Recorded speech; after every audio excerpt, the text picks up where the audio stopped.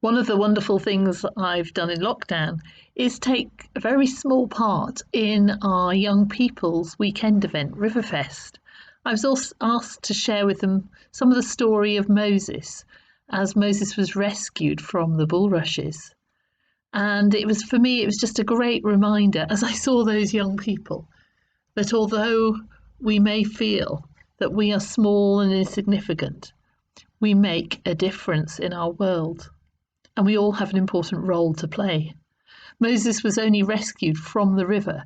He only survived to lead God's people to safety later in his life because of the bravery of Hebrew midwives who didn't kill baby boys when they were ordered to by Pharaoh, the bravery of his mother who hid him and kept him safe for the first few months of his life and then conceived a plan to put him in the river in a basket, the bravery of his big sister who stood there and watched and then was bold enough to address the Egyptian princess and say, "I'll find someone to take care of him."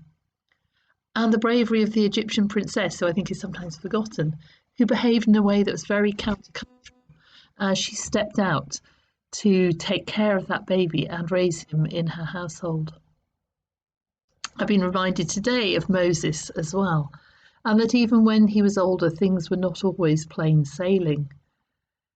Exodus 7 says this: Pharaoh will not listen to you. Then I will lay my hand on Egypt, and with mighty acts of judgment I will bring out my divisions, my people, the Israelites. And the Egyptians will know that I am the Lord when I stretch out my hand against Egypt and bring the Israelites out of it.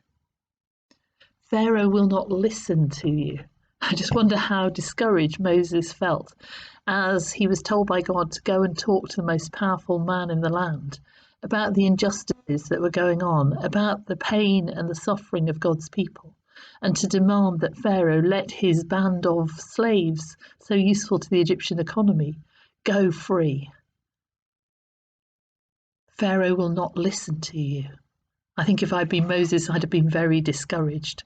Sometimes I feel as if when I speak up or when I stand up for things, no one listens to me.